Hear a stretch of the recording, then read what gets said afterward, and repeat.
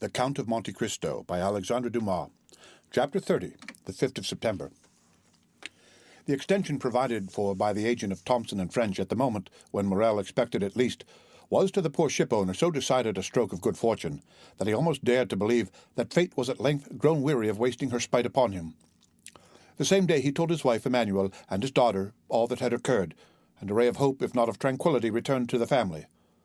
Unfortunately, however, Morel had not only engagements with the house of Thomson and French, who had shown themselves so considerate towards him, and, as he had said, in business he had correspondents and not friends.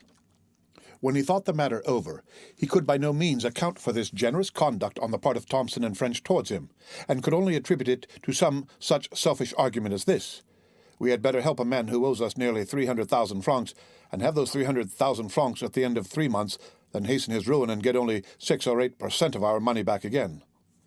Unfortunately, whether through envy or stupidity, all Morel's correspondents did not take this view, and some even came to a contrary decision.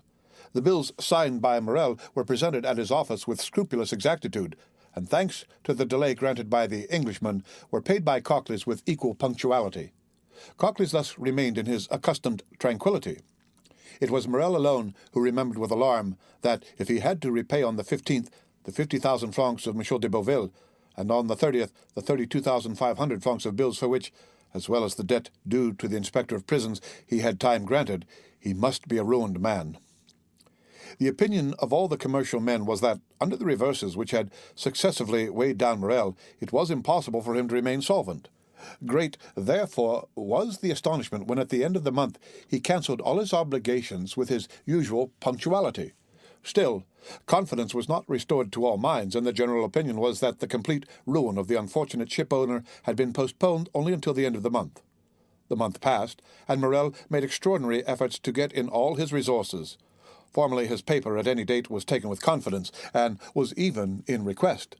Morel now tried to negotiate bills at 90 days only, and none of the banks would give him credit. Fortunately, Morel had some funds coming in on which he could rely, and as they reached him, he found himself in a condition to meet his engagements when the end of July came. The agent of Thomson and French had not been again seen at Marseilles. The day after, or 2 days after his visit to Morel, he had disappeared, and, as in that city he had had no intercourse but with the mayor, the inspector of prisons, and Monsieur Morel, his departure left no trace except in the memories of these 3 persons.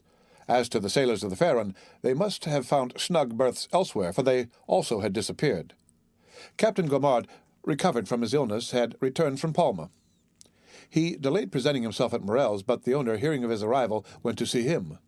The worthy ship-owner knew from Penelon's recital of the captain's brave conduct during the storm and tried to console him.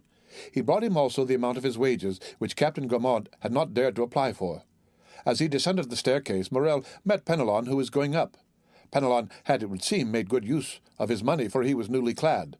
When he saw his employer, the worthy tar seemed much embarrassed, drew on one side into the corner of the landing-place, passed his quid from one cheek to the other, stared stupidly with his great eyes, and only acknowledged the squeeze of the hand which Morel, as usual, gave him by a slight pressure in return.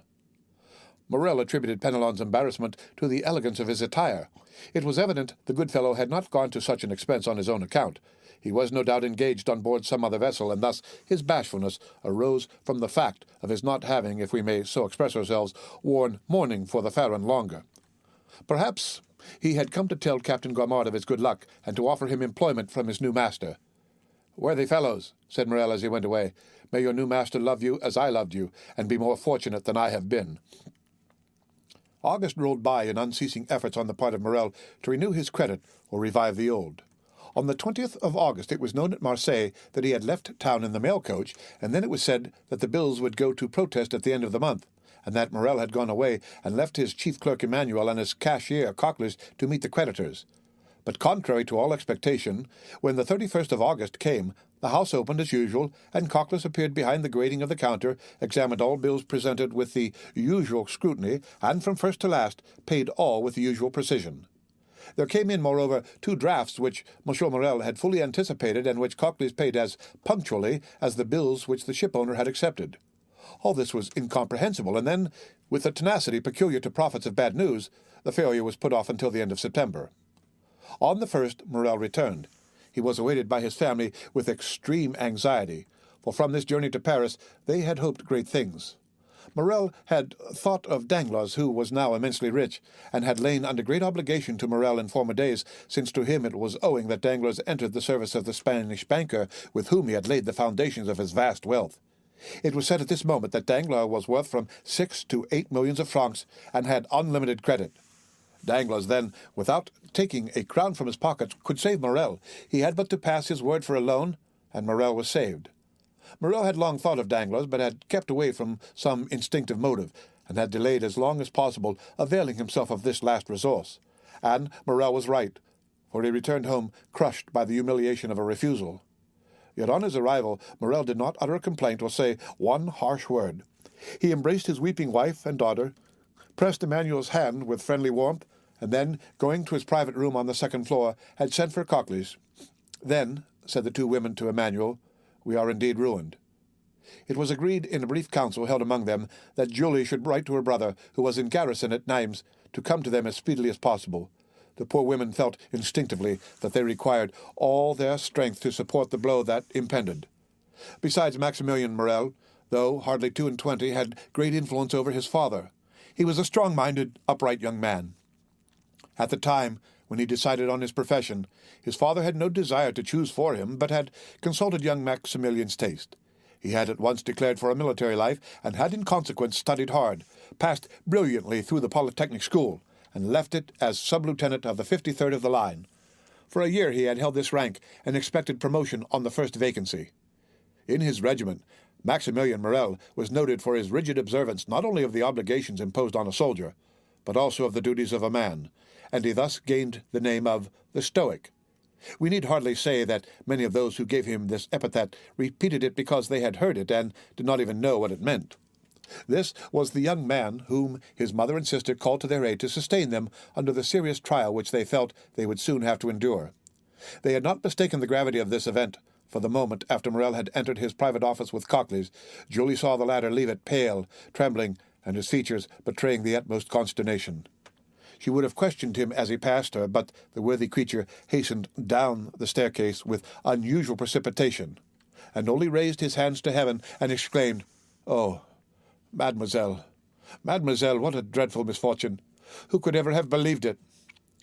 A moment afterward, Julie saw him go upstairs carrying 2 or 3 heavy ledgers, a portfolio, and a bag of money. Morrel examined the ledgers, opened the portfolio, and counted the money. All his funds amounted to 6,000 or 8,000 francs. His bills receivable up to the 5th to 4,000 or 5,000, which, making the best of everything, gave him 14,000 francs to meet debts amounting to 287,500 francs. He had not even the means for making a possible settlement on account. However, when Morrel went down to his dinner, he appeared very calm. This calmness was more alarming to the two women than the deepest dejection would have been. After dinner, Morrel usually went out and used to take his coffee at the Phocéen Club and read the Semaphore. This day he did not leave the house, but returned to his office. As to Cocles, he seemed completely bewildered. For part of the day he went into the courtyard, seated himself on a stone with his head bare and exposed to the blazing sun. Emmanuel tried to comfort the women, but his eloquence faltered. The young man was too well acquainted with the business of the house not to feel that a great catastrophe hung over the Morrel family. Night came. The two women had watched, hoping that when he left his room, Morrel would come to them, but they heard him pass before their door, and trying to conceal the noise of his footsteps. They listened. He went into his sleeping room, and fastened the door inside. Madame Morrel sent her daughter to bed, and half an hour after Julie had retired, she rose, took off her shoes, and went stealthily along the passage to see through the keyhole what her husband was doing. In the passage she saw a retreating shadow. It was Julie, who, uneasy herself, had anticipated her mother. The young lady went towards Madame Morrel. "He is writing," she said. They had understood each other without speaking. Madame Morrel looked again through the keyhole. Morrel was writing, but Madame Morrel remarked what her daughter had not observed, that her husband was writing on stamped paper. The terrible idea that he was writing his will flashed across her. She shuddered, and yet had not strength to utter a word. Next day, Monsieur Morrel seemed as calm as ever, went into his office as usual, came to his breakfast punctually, and then, after dinner, he placed his daughter beside him, took her head in his arms, and held her for a long time against his bosom. In the evening, Julie told her mother that, although he was apparently so calm, she had noticed that her father's heart beat violently. The next 2 days passed in much the same way. On the evening of the 4th of September, Monsieur Morel asked his daughter for the key of his study. Julie trembled at this request, which seemed to her of bad omen. Why did her father ask for this key, which she always kept, and which was only taken from her in childhood as a punishment? The young girl looked at Morel. "What have I done wrong, father," she said, "that you should take this key from me?" "Nothing, my dear," replied the unhappy man, the tears starting to his eyes at this simple question. "Nothing, only I want it." Julie made a pretense to feel for the key. "I must have left it in my room," she said, and she went out. But instead of going to her apartment, she hastened to consult Emmanuel. "Do not give this key to your father," said he, "and tomorrow morning, if possible, do not quit him for a moment." She questioned Emmanuel, but he knew nothing or would not say what he knew. During the night between the 4th and 5th of September, Madame Morel remained listening for every sound, and until 3 o'clock in the morning she heard her husband pacing the room in great agitation. It was 3 o'clock when he threw himself on the bed. The mother and daughter passed the night together. They had expected Maximilian since the previous evening. At 8 o'clock in the morning Morel entered their chamber. He was calm, but the agitation of the night was legible in his pale and careworn visage. They did not dare to ask him how he had slept. Morel was kinder to his wife, more affectionate to his daughter than he had ever been. He could not cease gazing at and kissing the sweet girl. Julie, mindful of Emmanuel's request, was following her father when he quitted the room, but he said to her quickly, "Remain with your mother, dearest." Julie wished to accompany him. "I wish you to do so," said he. This was the first time Morel had ever so spoken, but he said it in a tone of paternal kindness, and Julie did not dare to disobey. She remained at the same spot, standing mute and motionless. An instant afterwards the door opened. She felt 2 arms encircle her, and a mouth pressed her forehead. She looked up and uttered an exclamation of joy. "Maximilian, my dearest brother!" she cried. At these words Madame Morel rose and threw herself into her son's arms. "Mother," said the young man, looking alternately at Madame Morel and her daughter, "what has occurred? What has happened? Your letter has frightened me, and I have come hither with all speed." "Julie," said Madame Morel, making a sign to the young man, "go and tell your father that Maximilian has just arrived." The young lady rushed out of the apartment, but on the first step of the staircase she found a man holding a letter in his hand. "Are you not Mademoiselle Julie Morel?" inquired the man with a strong Italian accent. "Yes, sir," replied Julie with hesitation. "What is your pleasure? I do not know you." "Read this letter," he said, handing it to her. Julie hesitated. "It concerns the best interests of your father," said the messenger. The young girl hastily took the letter from him. She opened it quickly and read, "Go this moment to the Allée des Milons. Enter the house, number 15. Ask the porter for the key of the room on the 5th floor. Enter the apartment. Take from the corner of the mantelpiece a purse netted in red silk, and give it to your father. It is important that he should receive it before 11 o'clock. You promised to obey me implicitly. Remember your oath. Sinbad the Sailor." The young girl uttered a joyful cry, raised her eyes, looked round to question the messenger, but he had disappeared. She cast her eyes again over the note to peruse it a second time, and she saw there was a postscript. She read, "It is important that you should fulfill this mission in person and alone. If you go accompanied by any other person, or should anyone else go in your place, the porter will reply that he does not know anything about it." This postscript decreased greatly the young girl's happiness. Was there nothing to fear? Was there not some snare laid for her? Her innocence had kept her in ignorance of the dangers that might assail a young girl of her age. But there is no need to know danger in order to fear it. Indeed, it may be observed that it is usually unknown perils that inspire the greatest terror.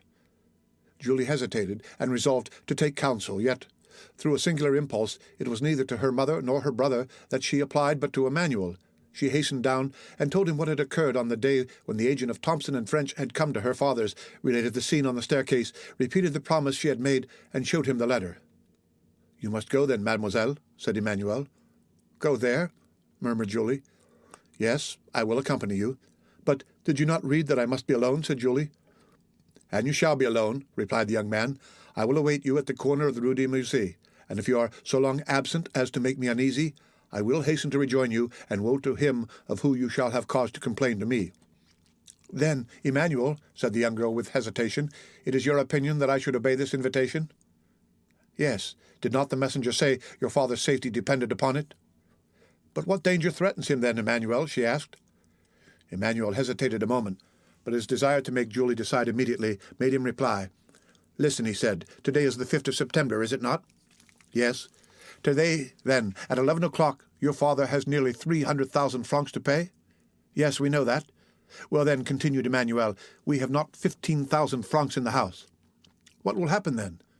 Why, if today before 11 o'clock your father has not found someone who will come to his aid, he will be compelled at 12 o'clock to declare himself a bankrupt. Oh, come, then, come, cried she, hastening away with the young man. During this time, Madame Morel had told her son everything.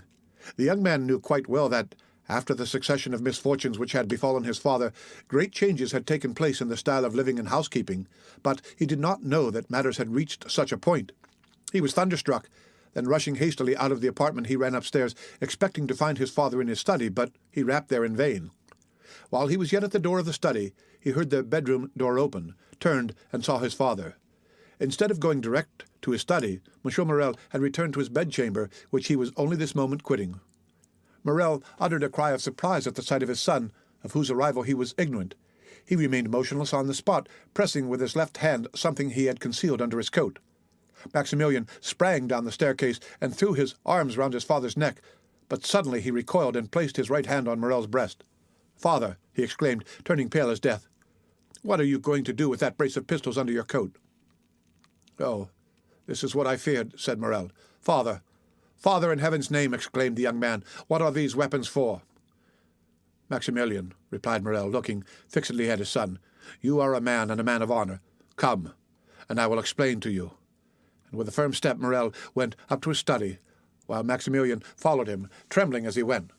Morel opened the door and closed it behind his son, then, crossing the anteroom, went to his desk, on which he placed the pistols, and pointed with his finger to an open ledger. In this ledger was made out an exact balance sheet of his affairs. Morel had to pay, within half an hour, 287,500 francs. All he possessed was 15,257 francs. "Read," said Morel. The young man was overwhelmed as he read. Morel said not a word. What could he say? What need he add to such a desperate proof in figures? "And have you done all that is possible, father, to meet this disastrous result?" asked the young man after a moment's pause. "I have," replied Morel. "You have no money coming in on which you can rely?" "None." "You have exhausted every resource?" "All." "And in half an hour," said Maximilian in a gloomy voice, "our name is dishonored?" "Blood washes out dishonor," said Morel. "You are right, father. I understand you." Then, extending his hand towards one of the pistols, he said, "There's one for you and one for me." "Thanks." Morel caught his hand. "Your mother, your sister, who will support them?" A shudder ran through the young man's frame. "Father," he said, "do you reflect that you are bidding me to live?"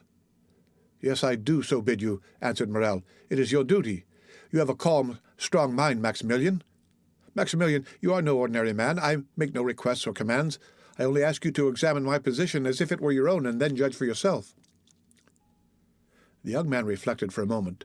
Then an expression of sublime resignation appeared in his eyes, and with a slow and sad gesture he took off his 2 epaulets, the insignia of his rank. "Be it so, then, my father," he said, extending his hand to Morel. "Die in peace, my father. I will live."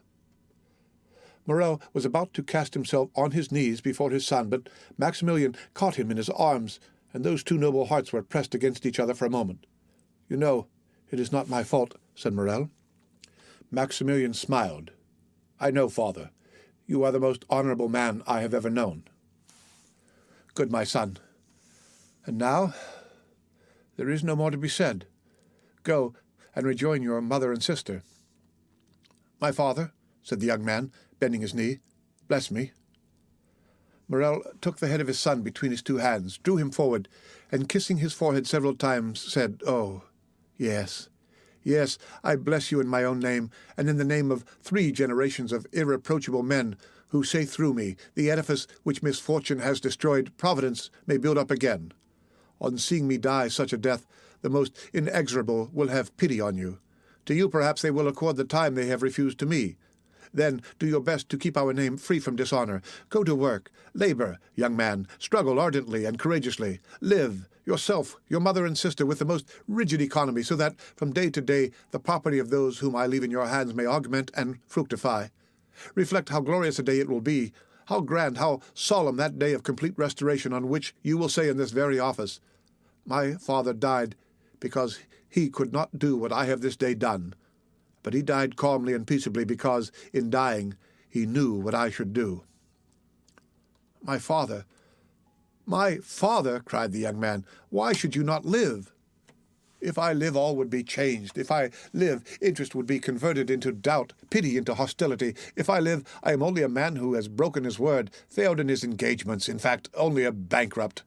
If, on the contrary, I die, remember, Maximilian, my corpse is that of an honest but unfortunate man. Living, my best friends would avoid my house. Dead, all Marseille will follow me in tears, to my last home. Living, you would feel shame at my name. Dead, you may raise your head and say, I am the son of him you killed, because for the first time he has been compelled to break his word." The young man uttered a groan, but appeared resigned. "And now," said Morel, "leave me alone, and endeavor to keep your mother and sister away." "Will you not see my sister once more?" asked Maximilian. A last but final hope was concealed by the young man in the effect of this interview, and therefore he had suggested it. Morel shook his head. "I saw her this morning and bade her adieu." "Have you no particular commands to leave with me, my father?" inquired Maximilian in a faltering voice. "Yes, my son, and a sacred command." "Say it, my father." "The house of Thomson and French is the only one who, from humanity, or it may be selfishness, it is not for me to read men's hearts, has had any pity for me. Its agent, who will in 10 minutes present himself to receive the amount of a bill of 287,500 francs, I will not say granted, but offered me 3 months. Let this house be the first repaid, my son, and respect this man." "Father, I will," said Maximilian. "And now, once more, adieu," said Morel. "Go.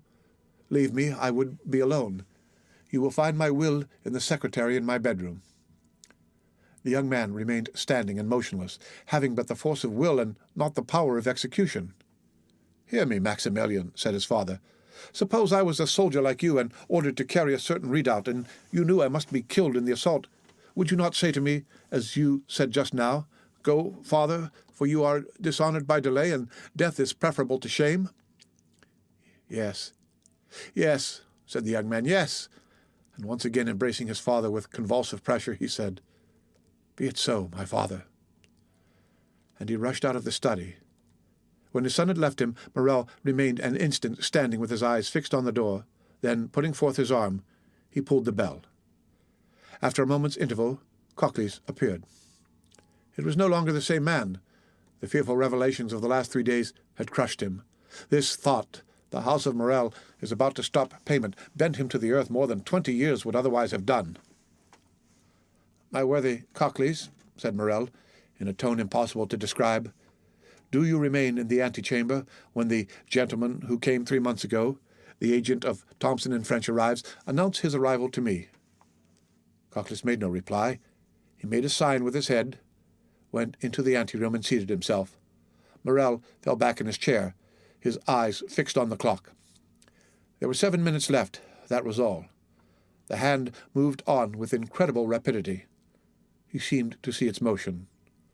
What passed in the mind of this man at the supreme moment of his agony cannot be told in words.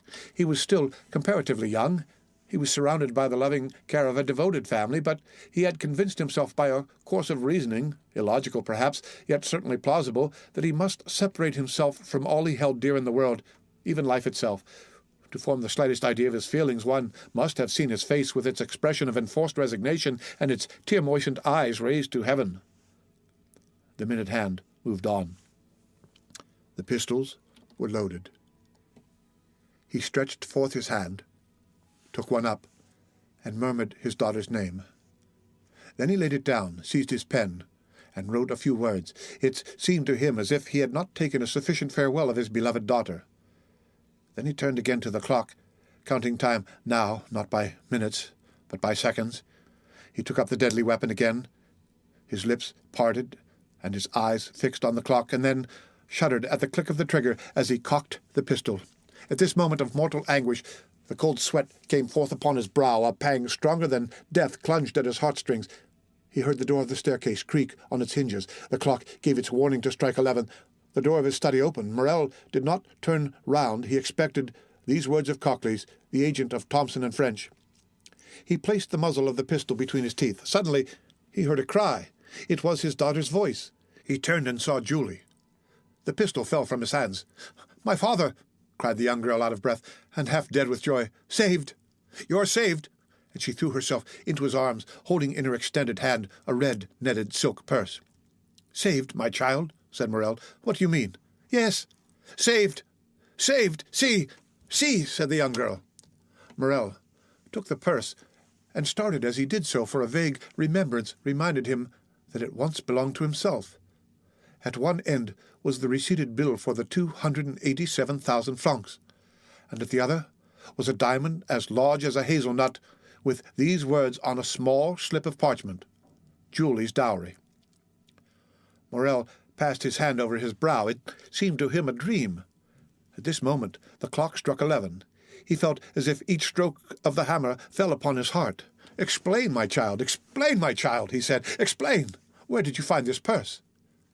"In a house, in the Allée des Millions, number 15, on the corner of a mantelpiece, in a small room on the 5th floor." "But," cried Morrel, "this purse is not yours." Julie handed to her father the letter she had received in the morning. "And did you go alone?" asked Morrel, after he had read it. "Emmanuel accompanied me, father. He was to have waited for me at the corner of the Rue de Mussy, but, strange to say, he was not there when I returned." "Monsieur Morrel!" exclaimed a voice on the stairs. "Monsieur Morrel!" "It is his voice," said Julie. At this moment Emmanuel entered, his countenance full of animation and joy. "The Pharaon!" he cried. "The Pharaon!" "What? What? The Pharaon? Are you mad, Emmanuel? You know the vessel is lost." "The Pharaon, sir! They signal the Pharaon! The Pharaon is entering the harbour!" Morrel fell back in his chair. His strength was failing him. His understanding, weakened by such events, refused to comprehend such incredible, unheard-of, fabulous facts. But his son came in. "Father," cried Maximilian, "how could you say the Pharaon was lost? The lookout has signalled her, and they say she is now coming into port." "My dear friends," said Morrel, "if this be so, it must be a miracle of heaven. Impossible, impossible." But what was real and not less incredible was the purse he held in his hand. The acceptance receded. The splendid diamond. "Ah, sir," exclaimed Cockley, "what can it mean? The Pharaon!" "Come, dear one," said Morrel, rising from his seat. "Let us go and see, and heaven have pity upon us if it be false intelligence." They all went out, and on the stairs met Madame Morrel, who had been afraid to go up into the study. In a moment they were at the Canebière. There was a crowd on the pier. All the crowd gave way before Morrel. "The Pharaon! The Pharaon!" said every voice. And wonderful to see, in front of the tower of St. Jean was a ship bearing on her stern these words, printed in white letters: "The Pharaon, Morrel and Son of Marseille." She was the exact duplicate of the other Pharaon, and loaded as that had been, with cochineal and indigo. She cast anchor, clewed up sails, and on the deck was Captain Gaumard giving orders, and good old Penelon making signals to Monsieur Morrel. To doubt any longer was impossible. There was the evidence of the senses, and 10,000 persons who came to corroborate the testimony. As Morrel and his son embraced on the pier-head, in the presence and amid the applause of the whole city witnessing this event, a man with his face half covered by a black beard, and who, concealed behind the sentry-box, watched the scene with delight, uttered these words in a low tone: "Be happy, noble heart. Be blessed for all the good thou hast done, and wilt do hereafter, and let my gratitude remain in obscurity, like your good deeds." And with a smile expressive of supreme content, he left his hiding-place, and without being observed, descended one of the flights of steps provided for debarkation, and, hailing 3 times, shouted, "Jacopo! Jacopo! Jacopo!" Then a launch came to shore, took him on board, and conveyed him to a yacht splendidly fitted up, on whose deck he sprung with the activity of a sailor. Thence he once again looked towards Morrel, who, weeping with joy, was shaking hands most cordially with all the crowd around him, and thanking with a look the unknown benefactor whom he seemed to be seeking in the skies. "And now," said the unknown, "farewell kindness, humanity, and gratitude. Farewell to all the feelings that expand the heart. I have been heaven's substitute to recompense the good. Now the God of vengeance yields to me his power to punish the wicked." At these words he gave a signal, and as if only waiting this signal, the yacht instantly put out to sea. The end of Chapter 30 of the Count